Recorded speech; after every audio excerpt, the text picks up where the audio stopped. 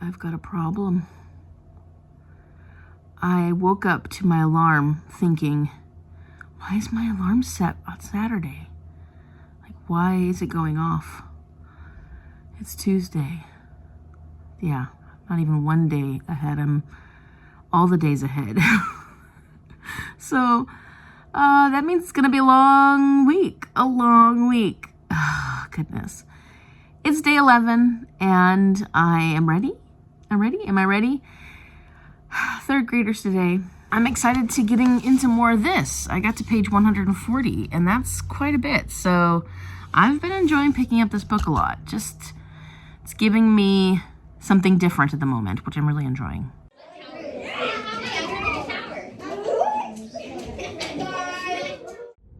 One of the students made me an origami ring, or at least he made one, and then he's like, would you like it, Miss Tarzak? So it's even a very happy ring. It's stunning, isn't it? Cute. I made it, I survived, and it's the end of Tuesday, so now at least I'm a little bit closer to that Saturday that I mistook today for. The third graders started out really rough. The morning meeting especially was really, really rough. But then I had a very serious heart-to-heart with them, and they were able to pull it together for the rest of the day. I mean, like, we definitely had moments, but ultimately for the rest of the day, we did pretty darn good. And they were able to earn their Unity points. They were able to get some extra recess. So yeah, the rest of the day went really well. I'm only slightly exhausted. And I'm about to get started on day 10's vlog. Then I'm gonna do my hour of reading for Lakesedge. And I don't know that I'm gonna do too much else aside from getting ready for gym, because Jordan and I are going to the gym tomorrow. Mom is getting ready to leave. We're having some family stuff going on. And so her and my aunt and my uncle are heading down to California.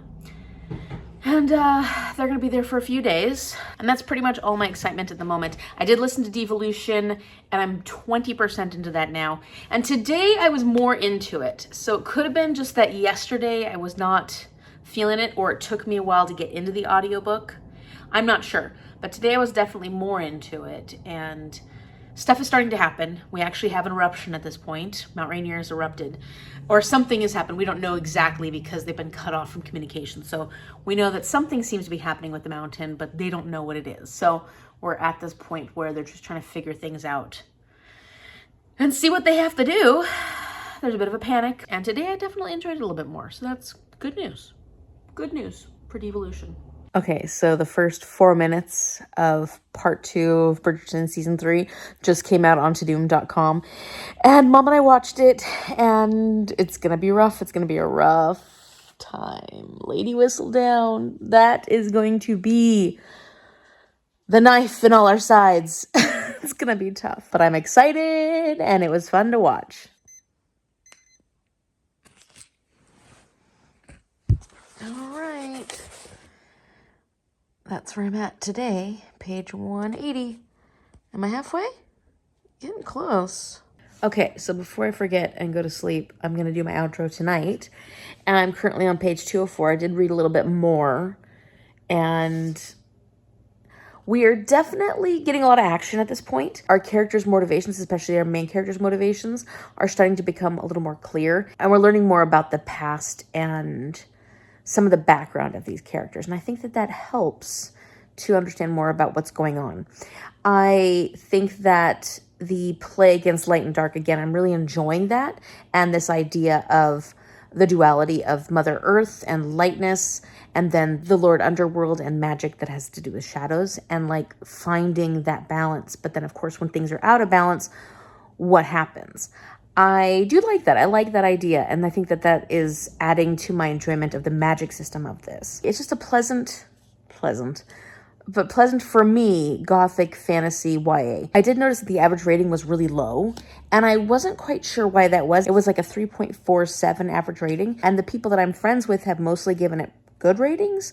So I'm really curious what people dislike so much about this. I don't know if this is the author's first book, like if this is a debut novel, but I think the writing is really good. Like, I like the writing, and as long as you take into account it's YA, then, you know, actually for a YA, it's not as annoying as a lot of YAs can be, you know, character-wise, the angst and stuff like that. I think the writing is really well done. I think it is atmospheric and pretty.